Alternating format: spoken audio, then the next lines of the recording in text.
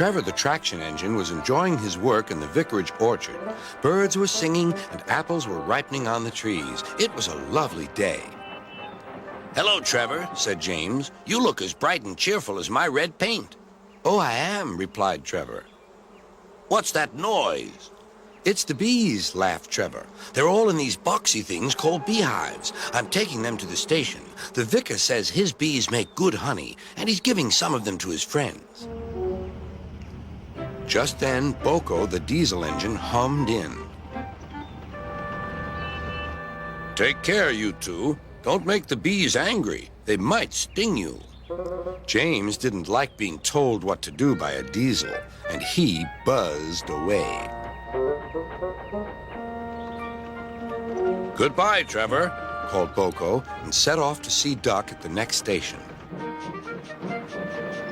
Bill and Ben, the tank engine twins, were busy arranging cars, but they scampered off when they saw Boko.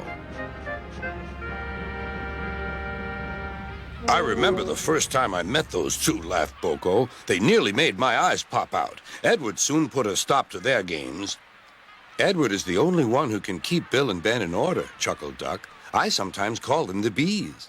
"A good name," replied Boko. "They're terrors when they start buzzing around." James bustled in. "What's that, Duck? Are you afraid of bees? They're only insects after all, so don't let that buzzbox diesel tell you different." "His name is Boko, and he didn't. I wouldn't care if hundreds were swarming around. I'd just blow smoke and make them buzz off." "Buzz, buzz, buzz," retorted Duck.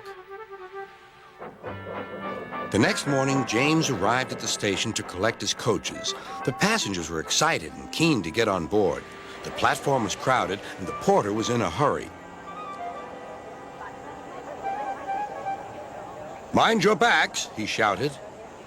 Then there was trouble. The beehive fell and broke open. The station cleared like magic. James heard a familiar buzzing. The bees were too cold to be cross, so they buzzed around the fireman, hoping he'd mend their hive. But he didn't understand, nor did his driver, so the bees turned to James. His boiler was nice and warm.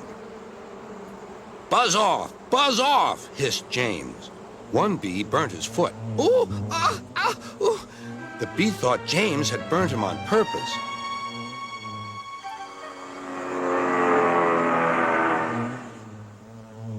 So it stung James right back on the nose.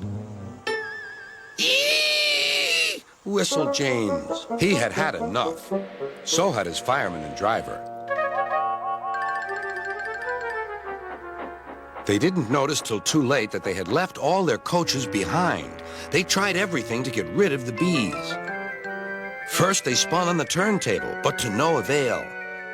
They tried washing them off, but the bees clung harder to James's warm boiler. Then they tried smoking them off by going through a long tunnel, but still the bees wouldn't go away.